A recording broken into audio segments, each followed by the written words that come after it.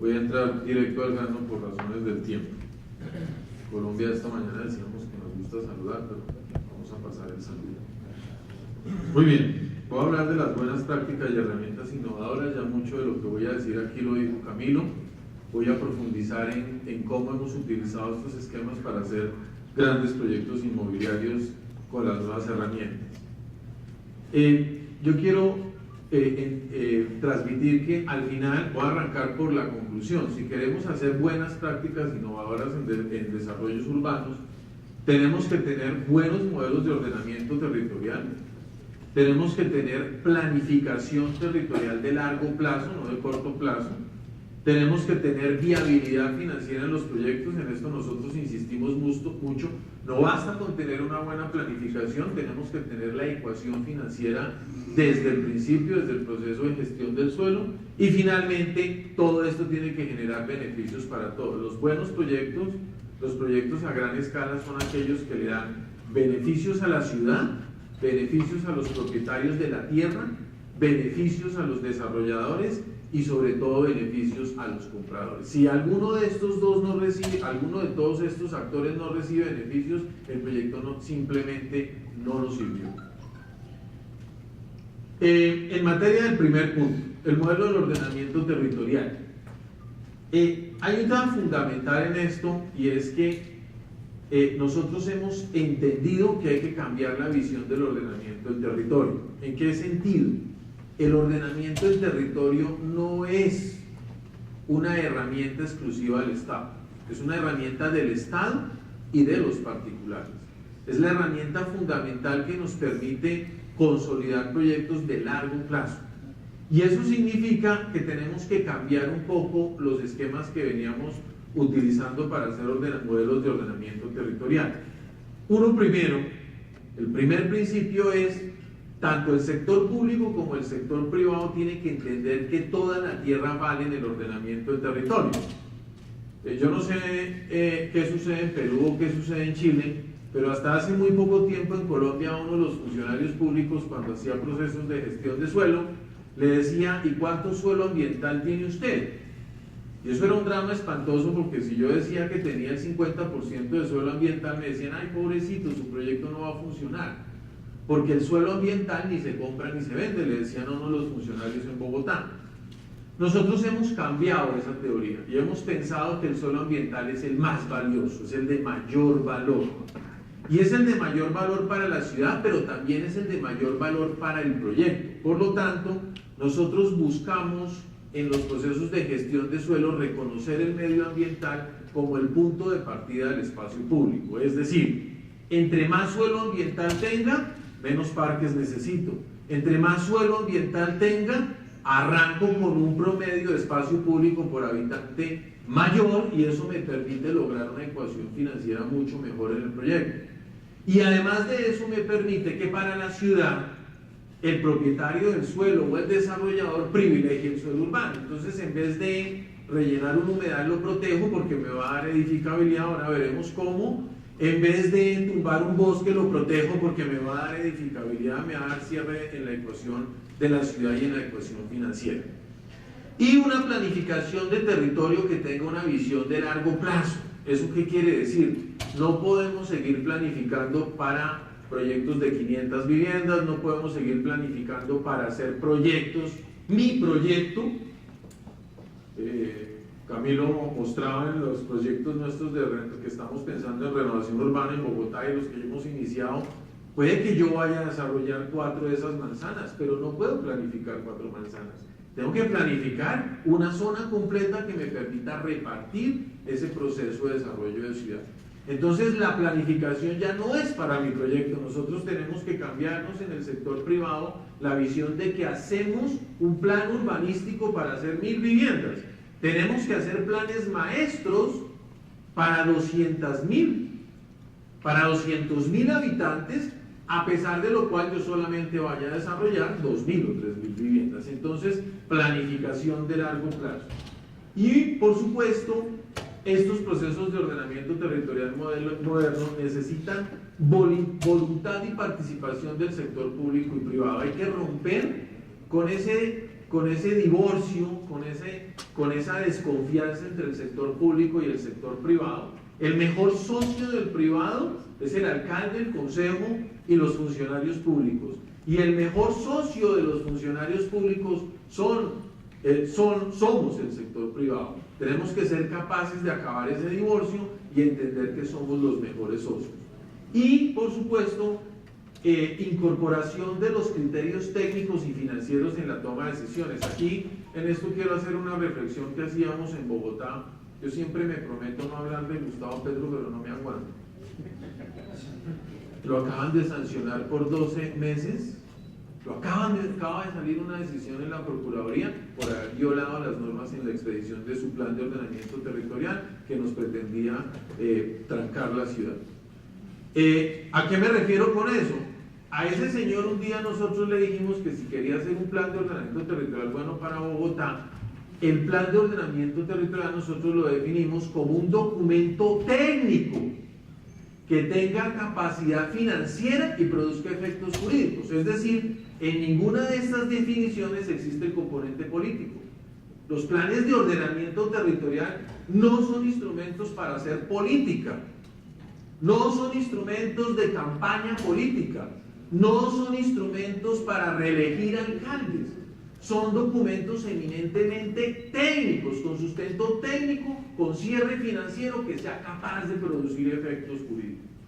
Y el último elemento fundamental es la seguridad jurídica que desarrolla el modelo territorial planteado. En esto voy a insistir ahora más adelante cuando mostremos un poco nuestros modernos sistemas de reparto de cargas y beneficios. Si yo quiero desarrollar territorio a largo plazo, queremos que eso suceda, el Estado debe ser el gran defensor de la seguridad jurídica. El Estado tiene que salir a lo que entre los privados denominamos, debe salir al saneamiento de mi título jurídico. El Estado debe ser el protector de mi derecho. El Estado debe proteger no solamente la estructura que hemos gestionado del plan de ordenamiento territorial, sino que debe proteger mi inversión, debe proteger mi licencia, debe proteger mi derecho de edificabilidad, debe protegerme porque el instrumento fundamental de los nuevos modelos de financiación del desarrollo urbano parten del principio que el privado solamente le apuesta sobre la base de la seguridad jurídica. Con estas herramientas, entonces, decimos cómo se hace con base en estos instrumentos el análisis real de la planeación de ese modelo de ordenamiento territorial para grandes suelos o grandes territorios. Primero, los estudios técnicos de soporte. Como dijimos que el ordenamiento del territorio es un tema de orden técnico, a los privados nos tocó cambiarnos también el modo de pensar. Antes esperábamos que el Estado nos dijera dónde están los suelos de riesgo por inundación. Antes queríamos que el Estado nos dijera con precisión dónde están las vías, cómo hay que hacerlo, cómo es el perfil de la malla vial, qué necesitamos en sistemas de transporte público masivo para llegar a la ejecución financiera. Y tenemos que entender que ese sistema fracasó. ¿Fracasó? ¿Por qué? Porque los estados no le destinan recursos municipales a los estudios. No son capaces de estudiar el territorio. Así que ahora los privados en los procesos de gestión de suelo estudiamos el territorio. ¿Y qué territorio estudiamos? No el de mi folio de matrícula inmobiliario de mi escritura pública. Estudiamos el territorio completo donde vamos a participar. Y eso significa que hacemos estudios técnicos de soporte profundos para conocer el territorio. Primero, determinantes físicas y ambientales. Yo no puedo pretender hacer un proceso de gestión de suelo esperando que cuando meta la retroexcavadora para hacer un edificio me encuentre con que ese es un suelo de protección ambiental. Eso lo tengo que encontrar en el proceso de ordenamiento del territorio. Eso lo tengo que evaluar desde antes. A mí uno de los elementos ambientales hoy importantes en Latinoamérica es la conservación arqueológica. A mí no se me olvida en épocas en que estábamos gestionando Ciudad Verde con Camilo Congote, que dijimos, hay que hacer un estudio arqueológico, y entonces saltó todo el mundo diciendo, ¿y eso qué es? ¿Y cuánto vale? ¿Y para qué? Y resulta que íbamos a intervenir un suelo en Suacha que había sido en el pasado un asentamiento muisca. Entonces teníamos el riesgo de que en las excavaciones encontráramos un entierro indígena, que es de alto valor arqueológico. Pues hicimos el estudio en contra de la visión económica de muchos en el proceso de gestión de suelo y nos encontramos unas piedras con pictografías chipchas.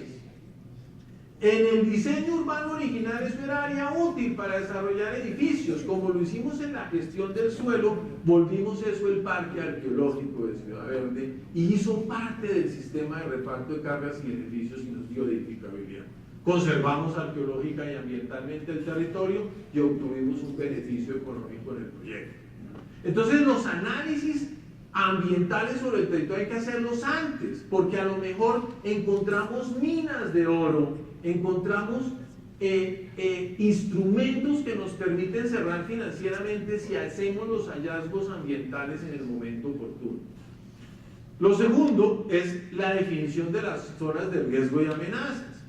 Ahorramos mucho dinero en los proyectos urbanísticos cuando descubrimos cuáles son las condiciones geológicas del suelo a tiempo, porque vamos a localizar mejor las áreas útiles, porque vamos a localizar mejor la malla vial, porque sabemos cuánto nos valen las obras de mitigación del riesgo y dónde es más fácil mitigarlo, dónde es menos, o dónde es más problemático mitigarlo. Los estudios socioeconómicos y culturales, aquí nos lo estaba diciendo nuestro experto en marketing. El marketing no hay que hacerlo cuando voy a vender la vivienda, lo tengo que conocer desde que gestiono el suelo. Gestiono suelo para esa composición sociocultural que voy a intervenir. No es lo mismo en Colombia hacer un macroproyecto en Tumaco, donde es un sitio de pescadores que necesitan casas en donde puedan abrir el pescado, hacer un proyecto en Bogotá, en donde lo que necesitan era la sociedad media moderna, que es un apartamento con acceso al espacio público. Los sistemas de movilidad y sistemas integrados de transporte público masivo, quizás aquí todos los que me han antecedido en la palabra lo han dicho. Hoy nosotros no nos podemos dar el lujo de desarrollar ciudad sin la adecuada movilidad. No podemos seguir haciendo proyectos urbanos con perfiles viales paquidérmicos, con perfiles viales para zorras, como los llamamos en Colombia, que son esos caballos donde se llevaba el cemento atrás. Seguimos en Latinoamérica construyendo proyectos con perfiles urbanos que no tienen ciclorrutas, que no tienen zonas verdes, que no tienen franjas ambientales, que no prevén el espacio para el sistema de transporte público masivo, para hacer los metros. Tenemos que dejar las calzadas previstas para el sistema de transporte público masivo. Y ahora veremos que eso da dinero. Dejar buenas vías da plata. Es un gran negocio. Pero seguimos pensando que el gran negocio es hacer un andén de 1 metro. El gran negocio es hacer un andén de 3.5 metros, de 5 metros, ojalá. Ese es mejor negocio. Y por eso tenemos que hacer los estudios de viabilidad. Las vías no las perfilamos por cuánto cuesta el cemento. Las vías las debemos perfilar por cuántos habitantes van a albergar y cuántos vehículos van a transitar. La infraestructura vial y de servicios públicos domiciliarios, aquí todos nos quejamos de que no hay agua, no hay servicios públicos, no tenemos cómo hacer. Los instrumentos innovadores del desarrollo urbano nos han llevado a entender que ya no debemos esperar a que el Estado me diga si tengo viabilidad de servicios públicos domiciliarios, los tengo que encontrar. Ya no debo esperar a que me digan cuáles son los caudales de agua, los debo estudiar. Ya no debo esperar a que me digan dónde me debo conectar a una planta de tratamiento, tengo que estudiar dónde hago la planta de tratamiento. Porque si somos capaces de revertir la visión y entender que a través de nuestros propios estudios en los procesos de gestión de suelo encontramos insumos que la naturaleza nos da o que las herramientas de la ingeniería nos permiten para lograr importantes desarrollos con servicios públicos, vamos a encontrar además instrumentos para operar nuevas empresas de servicios públicos eficientes. Lo que no nos va a perdonar la historia es que volvamos a hacer proyectos sin servicios públicos domiciliarios. Eso la historia jamás nos lo va a perdonar. el patrimonio cultural, arqueológico, arquitectónico, ambiental, las reservas de suelo para espacio público, los usos y vocación de los suelos. En fin, tenemos que aprender a que la gestión del territorio no nos permite darnos el lujo de dejar los estudios técnicos para el mañana, para cuando vayamos a vender las viviendas. Los estudios técnicos hay que hacerlos en el proceso de gestión del territorio. Con base en ese modelo de ordenamiento territorial, aquí hay un principio básico que hemos aplicado en todos estos proyectos que les mostró gráficamente Camilo. Y es que la gran ventaja de hacer todos estos estudios es que nos permite presupuestar la ciudad. En Latinoamérica estamos acostumbrados a que hacemos el presupuesto del metro, de la vía, del parque, cuando vamos a hacer las viviendas. Si nosotros hemos hecho los estudios técnicos completos de las 1.200 hectáreas del Plan Zonal del Norte o de las 340 hectáreas de Ciudad Verde, pero completos, podemos saber desde el día cero cuánto valen todas las vías, cuánto vale la totalidad de la infraestructura de servicios públicos, cuánto vale la totalidad de los parques. Podemos saber cuánto valen las dotaciones de los equipamientos comunales públicos. Debemos saber cuánto cuesta el colegio, cuánto cuesta la estación de policía. Porque si no sabemos cuánto nos vale la infraestructura proyectada, jamás la vamos a financiar. Porque nos seguimos diciendo la mentira a los latinoamericanos de que somos capaces de proyectar una ciudad y pensar cuánto vale dentro de 50 años.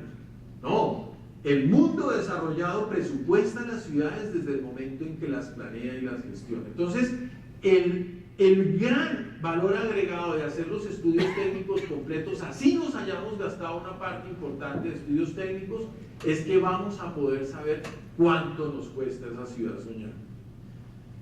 Con eso, logramos establecer la viabilidad del modelo del territorio. ¿Esto qué significa? Significa muchas cosas. La primera, en todos los modelos que hemos desarrollado en Colombia en los últimos años, hemos aprendido que ningún proyecto es igual a otro. Ningún plan maestro es igual a otro. Esto no es hacer copy-paste. Esto no es coger el modelo de Ciudad Verde y tratar de hacer lo mismo en Cartagena. ¿Por qué razón? Porque la viabilidad financiera depende de los estudios técnicos específicos que le hayamos hecho a ese territorio. Un territorio que tenga un gran contenido ambiental en su suelo no necesita tantas sesiones para parques, porque si le obligo a hacer muchas sesiones para parques, le logro destruir el cierre financiero de las edificabilidades necesarias para pagar el suelo ambiental. De tal manera que, si por el contrario tengo un suelo que tiene muy poco contenido ambiental, tengo que aportar más al espacio público desde la carga local y lograr que el área útil resultante sea capaz de pagar el costo del parque. Y por esa razón, los análisis de la viabilidad financiera de la ciudad dependen de los análisis económicos que hayamos hecho de la infraestructura. Porque esto me permite, ahora sí, definir cómo lo pago, cómo lo financiamos. En Colombia hemos aprendido que debemos ser capaces de financiar. Ya no basta crear un modelo de subsidio de vivienda donde yo resuelva los problemas de vivienda por el costo de la vivienda. Debo resolver los subsidios de vivienda y aplicarlos solamente en aquellos proyectos que garanticen que esos subsidios de vivienda y los demás recursos que se alcancen permitan construir vías, parques, infraestructura de servicios públicos y dotación. Si no, ese subsidio está mal aplicado. Si seguimos aplicando subsidios de vivienda a un simple techo y a un piso, no vamos a aprovechar esa gran oportunidad de la que aquí todos han hablado, de que Latinoamérica está creciendo de manera importante y que vamos a ser capaces de bajar la brecha de la pobreza, pero la brecha de la pobreza la tenemos que aprovechar con todos esos recursos construyendo de verdad ciudades modernas, no construyendo simplemente un techo y un piso. Y por esa razón, entonces, debo aplicar todos los instrumentos financieros que se han creado en la ley colombiana para poder cerrar esos proyectos. Esos son plusvalías, valorizaciones, impuestos prediales, expropiaciones, ahora los vamos a ver, y para poder aplicar verdaderos repartos equitativos de cargas y beneficios. ¿Cuáles son los beneficios entonces de una planeación de territorio de largo plazo? Primero, una muy importante, y es que en esos procesos de ordenamiento territorial todos somos importantes. La sociedad es importante, pero el propietario de la tierra también. El propietario de la tierra es fundamental porque nos otorga el insumo sustancial de la tierra. Las autoridades públicas, las empresas de servicios públicos, los desarrolladores inversionistas, todos ellos son aportantes en el proceso del ordenamiento del territorio. Y por supuesto, una gestión compartida que les hablábamos antes, finalmente para llegar a un proceso de seguridad jurídica. Ahora sí veamos entonces cómo funciona todo esto ya en proyectos de gestión específicos. En Colombia decidimos clasificar las cargas urbanísticas de la ciudad. Si no clasificamos las cargas, no vamos a saber cómo financiarlas. Entonces, después de crear el modelo de ordenamiento del territorio, que hemos estudiado el territorio, clasificamos esas cargas del territorio en cargas generales y cargas locales. ¿Qué quiere eso decir?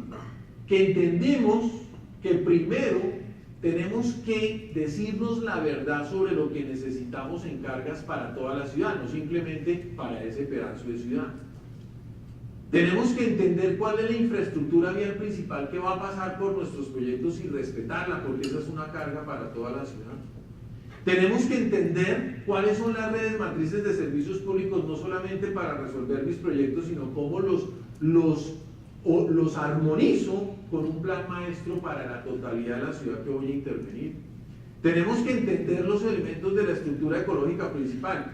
Los elementos ambientales no son un beneficio para el propietario de la tierra, son un beneficio para toda la ciudad, entonces es una carga general, es una carga para todos los habitantes. Así está en mi territorio. Los equipamientos colectivos y los espacios para los grandes parques metropolitanos no son un beneficio para el que va a desarrollar 2.000 viviendas, es un beneficio para toda la ciudad. Y por supuesto los inmuebles de patrimonio. ¿Eso qué nos permite ya? Nos permite que con tranquilidad, cuando vamos a gestionar nuestro territorio, podamos decir qué de estas cargas que no me corresponden a mí, sino a todos los habitantes, cuánto valen esas cargas y quién las va a asumir.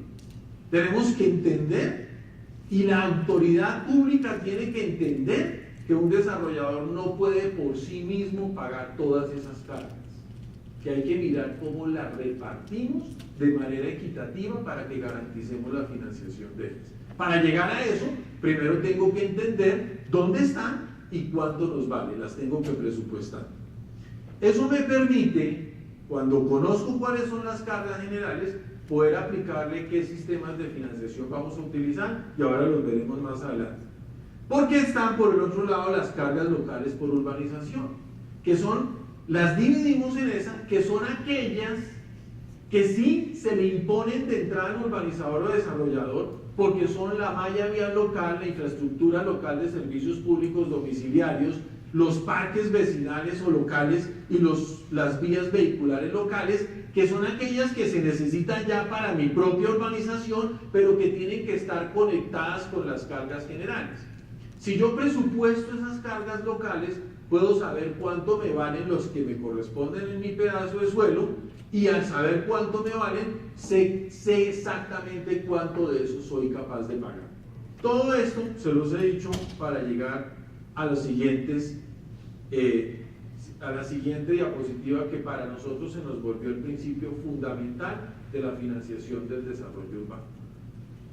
En la ecuación de ciudad, cuando yo ya he estudiado el territorio, las cargas, el costo, el valor de las cargas locales de urbanización me debe generar como propietario, como desarrollador, un mínimo principio, y es que debo tener una edificabilidad básica que sea capaz de pagar esas cargas locales. Es decir, del valor de la edificabilidad, de las ventas de edificabilidad básica, debo ser capaz de pagar la carga local.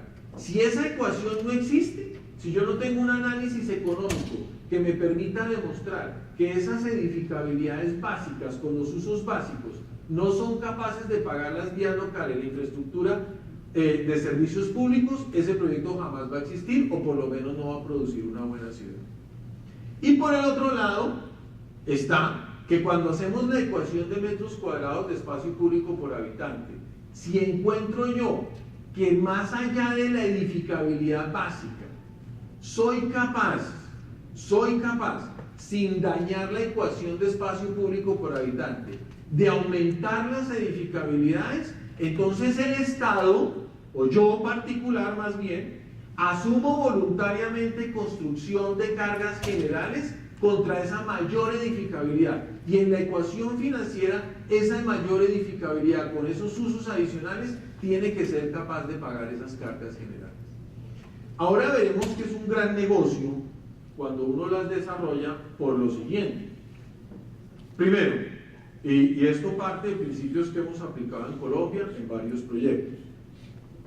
Si yo sé cuánto vale la malla vial arterial de un proyecto grande y soy capaz de pagar el suelo, de entregar el suelo que era mío, en vez de vendérselo a la ciudad para que haga una gran vía, yo se lo entrego gratuitamente contra que me dé 2 metros cuadrados de edificabilidad por cada metro de suelo que le entrego para malla vial arterial, estoy financiando sin caja. Yo no estoy sacando caja, no le estoy sacando caja al Estado, pero garantizo el suelo de la malla vial arterial. Y si además de eso invierto recursos en la ejecución de esas obras de malla vial arterial y el Estado me entrega otros 2 metros cuadrados por cada dólar incluido en la ejecución de esas obras de malla vial arterial, estoy garantizando la accesibilidad a mi proyecto y estoy comprando edificabilidad para el momento de la valorización del proyecto. Nosotros hemos demostrado en Colombia con ecuaciones ciertas que los modelos en donde yo compro edificabilidad anticipada con la ejecución de cargas generales produce una rentabilidad mayor que comprar suelo. Es mejor negocio pagar edificabilidad anticipada, pagar las edificabilidades que requiero para los procesos de valoración de suelo que comprar más suelo. Y entonces genero eficiencia en la ejecución de los proyectos, genero mayores edificabilidades contra las cargas y aseguro la ejecución de una buena ciudad. Por supuesto, instrumentos adicionales hay muchos. Nosotros privilegiamos para el cierre de todos estos proyectos, como lo decía Camilo, la fiducia. Yo entiendo que en el Perú la fiducia no se ha desarrollado de manera adecuada, pero nosotros la hemos encontrado como la herramienta fundamental para garantizar la seguridad jurídica de todos estos procesos. ¿A qué nos referimos? En todos estos proyectos, lo que hemos hecho nosotros, que fue el instrumento de Ciudad Verde y es el que estamos utilizando hoy en el Plan Zonal del Norte, constituimos una gran fiducia, un gran fideicomiso. En ese fideicomiso, si yo soy capaz de desarrollar, en el caso de Ciudad Verde, como íbamos a desarrollar 320 hectáreas, el propietario del suelo me cambia su derecho de dominio, su derecho de propiedad, por derechos fiduciarios. Esos derechos fiduciarios, en la fiduciaria se le garantiza que por cada metro cuadrado que yo venda de vivienda, le va a entrar un porcentaje de esos metros cuadrados para pagar el suelo en la ecuación que tiene el documento técnico de soporte. En el caso de Ciudad Verde es el 7% del valor de las ventas. Eso quiere decir que los propietarios de la tierra, por cada metro cuadrado que se vende, cualquier constructor que lo venda, le tiene que dejar en el fideicomiso el 7%. Y para él fue un gran negocio porque empezó con un proyecto en donde tenía una tierra, en donde seguramente podía aportarla para un proyecto en unas ventas muy difíciles, a pasar a un proyecto que llegó a vender 900 unidades de vivienda al mes y recibe recursos de la vivienda de estrato alto, de la clase media, de la clase baja, de los comercios y los servicios, y hasta de las universidades. Y entonces eso hace que un suelo que valía $3 metro cuadrado pase para un propietario a costar 35, 40, 50 dólares el metro cuadrado. En un gran negocio para el propietario. Y ese propietario le garantiza a la ciudad el suelo para la malla vial arterial y los recursos para pagar las cargas urbanísticas. Por supuesto, además, eso permite que al manejarlo desde el instrumento fiduciario, garantiza que los recursos que se aportan para la ejecución de las cargas generales se puedan administrar a través de las propias cargas generales. Un paréntesis importantísimo aquí, por ejemplo, en el caso de Ciudad Verde, había le exigieron al grupo de Camilo, le exigieron un cupo de crédito en los bancos por 70.000 millones de pesos para financiar las cargas urbanísticas, y la gran noticia fue que con las ventas anticipadas de suelo para los proyectos urbanísticos se ejecutaron las obras de urbanismo sin acudir a los créditos. Segundo, en esos fideicomisos salen además fideicomisos derivados en donde se entrega ya el suelo a los constructores para que desarrollen sus proyectos urbanísticos, y como está amarrado jurídicamente a ese gran fideicomiso, se garantizan los recursos también para los promotores inmobiliarios, para los desarrolladores inmobiliarios y para los compradores. En el caso, por ejemplo, de Ciudad Norte, que creo que va a transformar la forma de desarrollar grandes pedazos de ciudad, pues ahí tenemos 17 planes parciales, o sea, 17 pedazos de ciudad a través de este gran fideicomiso. ¿Qué vamos a hacer ahí? Los propietarios de los planes parciales van a tener unos derechos de edificabilidad básicos que permiten pagar las cargas locales. Pero para llegar a la edificabilidad potencial máxima, que es 2.2 sobre el área neta urbanizable, que nos origina una ciudad de 10 metros cuadrados de espacio público por habitante, es decir, sigue siendo una gran ciudad a pesar de subir a 2.2 de edificabilidad sobre el área neta urbanizable, ese colchón entre la edificabilidad básica y la edificabilidad adicional la volvemos derechos de edificabilidad. Y esos derechos de edificabilidad los pueden comprar los propietarios de la tierra, transfiriendo recursos y transfiriendo el suelo de la malla vial arterial al fideicomiso contra los derechos de edificabilidad a un descuento del 20% respecto del mercado. Entonces se vuelve un gran negocio comprar sus derechos de edificabilidad, pero a la ciudad le garantiza que a través de ese fideicomiso puedan entrar todas las platas del 1,5 millones de pesos que necesitamos para ejecutar todas las obras de carga general.